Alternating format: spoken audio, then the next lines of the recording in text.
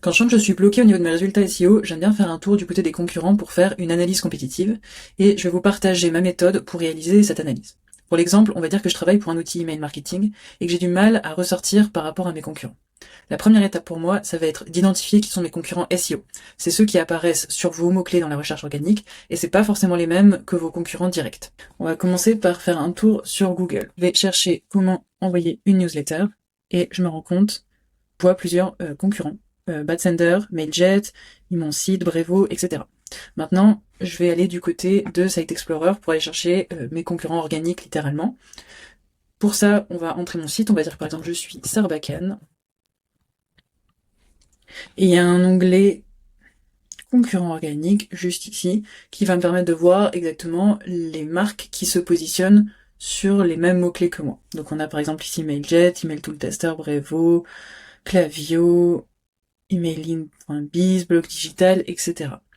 Si jamais votre site est trop récent et que vous n'avez pas suffisamment de résultats avec la partie Site Explorer, je vous conseille de faire un tour du côté de Keywords Explorer et je lui demande avec l'IA, donne-moi des mots-clés, des idées de mots-clés pour une solution emailing française.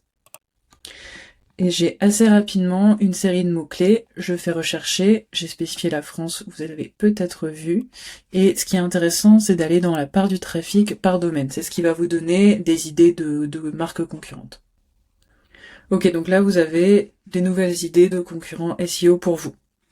Si jamais, en étant une marque assez récente, votre domaine rating, donc ça va être la puissance, l'autorité de votre nom de domaine. Si jamais vous n'avez pas un domaine rating qui est suffisamment fort, vous allez avoir du mal à aller contre des HubSpot ou des Mailchimp par exemple. Donc vous allez vouloir, dans un premier temps en tout cas, aller chercher des marques qui sont un peu plus petites. Pour savoir votre domaine rating et ceux de vos concurrents, vous pouvez soit aller à la main dans Site Explorer, donc si je reprends mon exemple de Sarbacane, je vois que le domaine rating de Sarbacane, c'est 74, donc je vais aller chercher des domaines rating qui sont à peu près dans ces eaux-là, je veux dire entre 60 et 80 par exemple. Mais si vous voulez le faire d'un coup, on va pouvoir aller dans un autre outil qui s'appelle Batch Analysis, juste ici, et aller chercher les domaines d'un coup. Et ici, vous voyez tous les DR, et vous allez pouvoir regarder contre qui vous allez pouvoir vous attaquer, contre qui vous allez pouvoir voler des mots-clés, des contenus intéressants. Donc ça, c'était la première étape, de trouver qui sont vos concurrents SEO. La deuxième étape, c'est d'aller regarder l'architecture d'un concurrent. Donc on va retourner sur Site Explorer, et je vais prendre par exemple Mailchimp. Ok, donc on cherche le nom de domaine de Mailchimp dans Site Explorer ou de votre concurrent, pour votre exemple, et on va tout de suite aller dans la structure du site en haut. Et après, ça va être à vous de chercher le type de contenu qui va vous intéresser en fonction du trafic. Donc vous allez avoir des parties qui sont intéressantes en termes de trafic ou de domaine de référence, par exemple. Mais je vois ici, par exemple, la partie marketing glossary, donc ça doit être le lexique de Mailchimp en termes d'emailing et de marketing, qui rapporte pas mal de trafic organique. Donc ça, c'est quelque chose que je vais peut-être pouvoir copier comme stratégie. Ou encore la partie intégration également qui est intéressante, où je vais pouvoir noter les intégrations avec ma solution d'emailing. Ça, c'est la deuxième partie, et je vous propose de passer tout de suite à la partie numéro 3, qui est comment est-ce qu'on va trouver et combler les écarts de contenu. On parle beaucoup de gap de contenu en anglais, mais c'est la même chose. D'abord, qu'est-ce que c'est les gaps de contenu ou de mots-clés? C'est les mots-clés sur lesquels vos concurrents sont classés, mais pas vous. Et pour ça, on a un outil spécifique chez Ahrefs qui s'appelle Analyse compétitive, que vous allez pouvoir utiliser avec votre domaine. On va reprendre l'exemple de Sarbacane.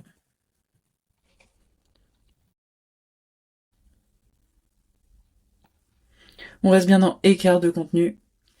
Donc on a déjà des idées sur lesquelles Sarbacane n'est pas positionné par rapport à Brevo et Mailchimp, mais pour essayer d'avoir des mots-clés les plus précis et les plus intéressants, parce qu'on en a quand même quasiment 8000 ici, on va ajouter des filtres. Par exemple, comme on a dit qu'on était une solution qui est peut-être plus modeste que Mailchimp et Brevo, on peut jouer avec la difficulté de mots-clés et aller à une difficulté de mots-clés de maximum 20 par exemple, vous ajustez comme vous voulez. Et là, ça va être à vous d'identifier les mots-clés qui sont vraiment intéressants. Donc ça, c'était l'étape 3. Et en étape 4, je vais vous proposer d'aller chercher, pour compléter votre analyse concurrentielle, ce qu'on appelle les featured snippets. Alors les featured snippets, c'est les réponses rapides dans les résultats de recherche que Google tire d'une page qui va être classée à minima dans le top 10. Et je vais vous prendre un exemple. Si je tape qu'est-ce qu'une bonne newsletter, on voit qu'on a HubSpot qui est dans les featured snippets avec un résumé de son contenu. On va aller chercher des featured snippets que les concurrents possèdent, et souvent donc c'est quand la marque elle est classée particulièrement haute. Donc ça, on reste dans l'analyse compétitive, et on va aller chercher cette fois-ci un domaine concurrent. Donc, on va partir sur Mailchimp, et celui de votre marque, donc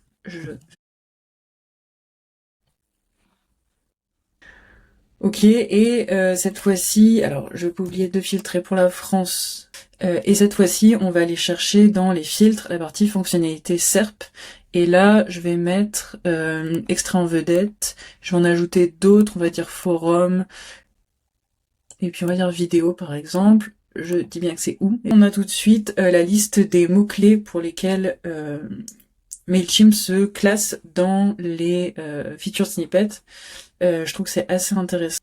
Je vous propose de passer tout de suite à l'étape 5, et l'étape 5 de mon analyse concurrentielle SEO, c'est de voir d'où vient le trafic de nos concurrents, et je vais prendre par l'exemple du pays, pour voir s'il y a des opportunités internationales pour votre marque. Et pour ça, on va aller dans Site Explorer. On va varier un peu, et je vais prendre Mailjet. Donc le trafic par emplacement que vous voyez juste ici, et ça va être intéressant pour savoir si vous devez traduire des articles pour maîtriser la manière dont vous allez toucher ces audiences potentielles, comme les États-Unis, l'Allemagne ou l'Espagne. Vous pouvez faire ça sur plusieurs concurrents pour voir ce qui est intéressant et ce qui regroupe les résultats en fait. L'étape 6, dont je vous parle tout de suite, c'est de trouver les gaps de backlinks. Les liens, les backlinks, c'est vraiment un facteur très important pour le classement Google. Et en règle générale, plus vous avez de liens, et notamment de liens de sites importants dans votre thématique, plus vous avez de chances d'être classé dans Google. Et pour ça, on va se servir de Site Explorer en entrant votre domaine. Donc je retourne sur Sarbacane. Et je vais aller dans intersection de liens.